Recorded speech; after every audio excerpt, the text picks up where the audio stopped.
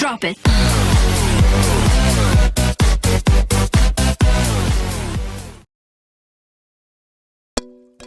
Hi, எல்லாரும் எப்படி இருக்கிறீங்க? நான் நல்லா இருக்கேன். இன்றைக்கி நான் இந்த வீடியோவில் ஜெலட்டின் ஷீட்ஸ் அல்லது ஜெலட்டின் பிளேட்ஸை யூஸ் பண்ணி ஹோம்மேட் ஃபோண்டன்ட் எப்படி ஈஸியாக செஞ்சு கொள்றதுன்னு சொல்லித்தர போகிறேன். இந்த வீடியோ உங்களுக்கு இன்ட்ரெஸ்டிங்காகவும் யூஸ்ஃபுல்லாகவும் இருக்குமென்னு நம்புகிறேன். ஸ்கிப் பண்ணாமல் முழுமையாக பாருங்கள். இந்த வீடியோ உங்களுக்கு பிடிச்சிருந்ததுண்டா தம்ஸ் அப் பண்ணுங்கள் அண்ட் சப்ஸ்கிரைப் பண்ணுங்கள். வாங்க இப்போ வீடியோக்குள்ளே போகலாம். இன்றைக்கி நாங்கள் ஃபோண்டன்ட் செய்கிறதுக்கு ஜெலட்டின் ஷீட்ஸ் யூஸ் பண்ணுறதால ஷீட்ஸை நாங்கள் கரைச்சி கொள்ளணும். கரைக்கிறதுக்கு முதலாவது நாங்கள் ரூம் டெம்பரேச்சர் தண்ணி கொஞ்சம் எடுத்து அதுக்குள்ளே ஷீட்ஸை ஊற வைக்க போகிறோம். நான் இன்றைக்கி 4 ஜெலட்டின் ஷீட்ஸ் யூஸ் பண்ண போகிறேன். 4 ஜெலட்டின் ஷீட்ஸுக்கு பவுடர் சுகர், அதாவது ஐசிங் சுகர் 450 கிராம் தேவைப்பட்டது. இதில் நான் காட்டி தர மாதிரி ஜெலட்டின் ஷீட்ஸை இந்த தண்ணிக்குள்ளே அப்படியே மூழ்க விடணும். தனித்தனியாக போட்டு மூழ்க விட்டுக்கொள்ளணும். ஒரு ஷீட் மூழ்கினா பிறகு அடுத்த ஷீட்டை சேர்த்துக்கொள்ளுங்க. இது மாதிரி தண்ணிக்குள்ளே 4 ஷீட்டையும் போட்டால் பிறகு ஒரு 5 நிமிஷத்துக்கு அப்படியே விட்டுருங்க. 5 நிமிஷத்துக்கு பிறகு பார்த்தீங்கன்னா இந்த ஷீட்ஸ் எல்லாம் அப்படியே இலகி ரப்பர் மாதிரி இருக்கும். ஜெலட்டின் ஒரு திக்னிங் ஏஜென்ட். இந்த ஜெலட்டின் ஷீட்ஸை யூஸ் பண்ணினா ஃபோண்டன்ட் செய்கிறேன்.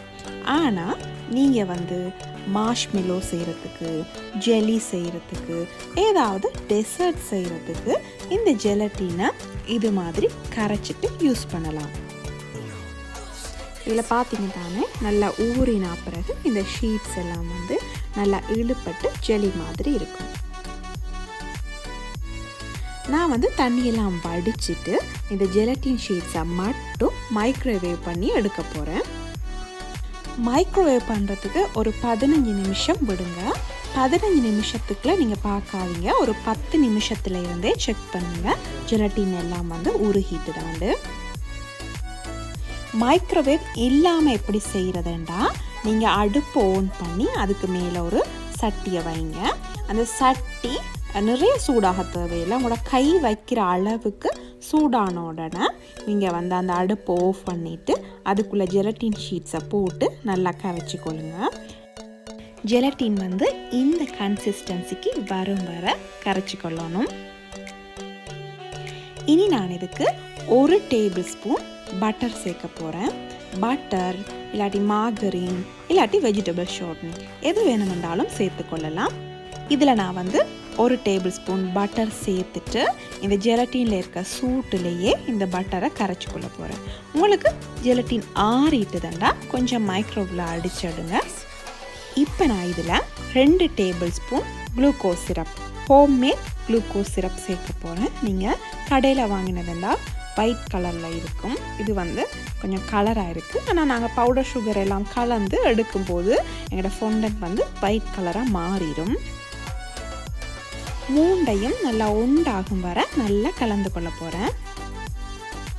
ஹோம்மேட் குளுக்கோஸ் சிரப் எப்படி செய்கிறதுன்னு தெரிஞ்சு கொள்ளணுமெண்டா என்னோட சுகர் ஷீட் வீடியோவில் இருக்குது எப்படி செய்கிறதுன்னு.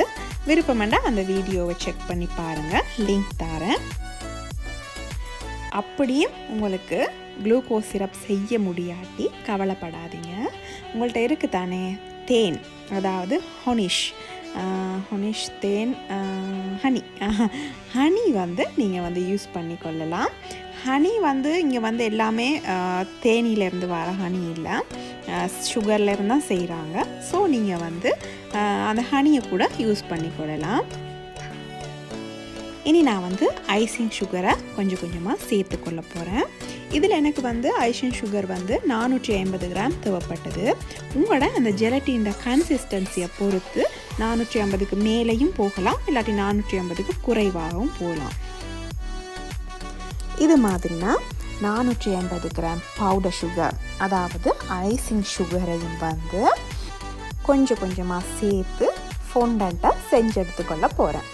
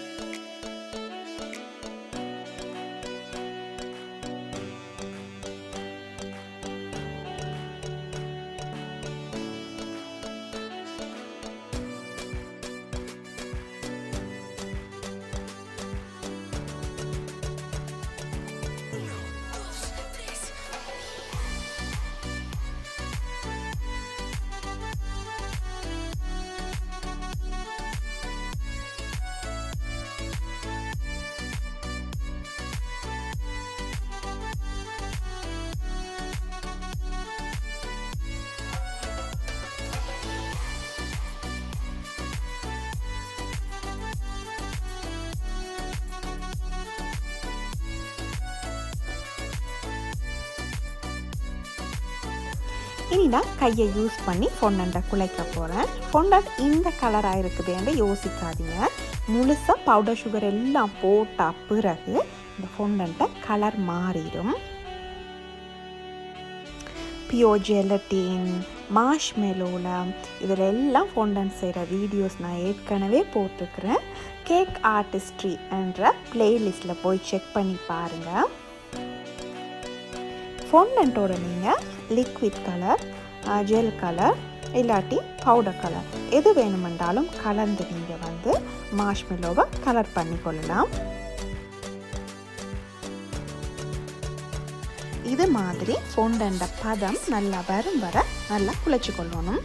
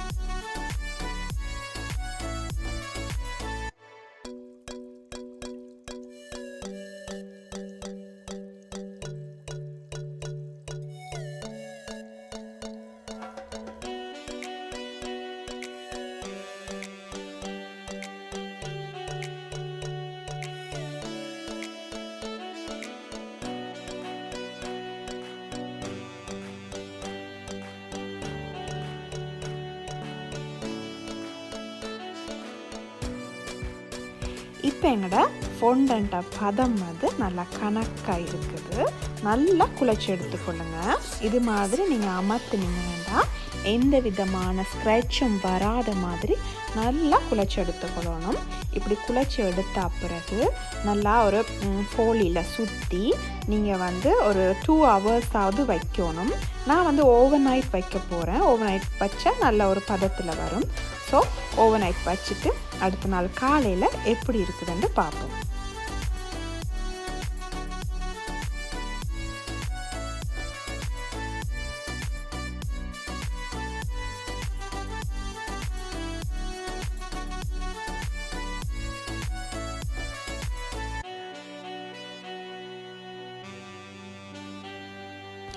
காலையில் வந்து இந்த ஃபொண்டன்ட் கொஞ்சம் இறுகிரும். ஸோ கொஞ்சம் ஐசிங் சுகர் சேர்த்துட்டு நல்லா குழைக்கணும். நீங்கள் யூஸ் பண்ணுறதுக்கு முதல்ல நல்லா குழைச்சிட்டு தான் இந்த ஃபொண்டண்ட்டை யூஸ் பண்ண தொடங்கணும்.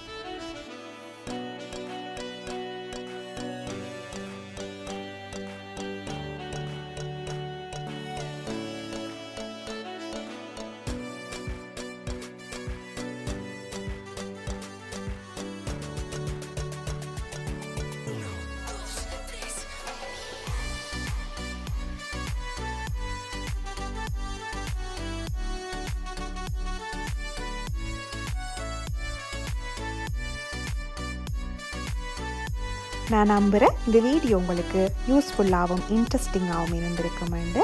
இந்த வீடியோ உங்களுக்கு பிடிச்சிருந்ததுன்னா தம்ஸ் அப் பண்ணுங்கள். என்னோட சேனலுக்கு சப்போர்ட் பண்ண விரும்புனீங்கன்னா இந்த சேனலில் ஒருக்கா சப்ஸ்கிரைப் பண்ணி விடுங்க. இந்த சேனலோட அப்டேட்ஸ் தெரிஞ்சுக்கொள்ள விரும்புனீங்கன்னா பக்கத்தில் இருக்க பெல் ஐக்கனையும் ப்ரெஸ் பண்ணி விடுங்க.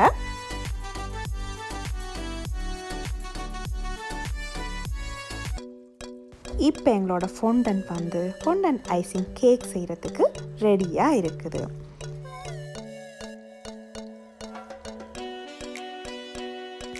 இன்னொரு இன்ட்ரெஸ்டிங்கான யூஸ்ஃபுல்லான வீடியோட சந்திக்கலாம். Until then, 3D Lifestyle Germany, Dharsi.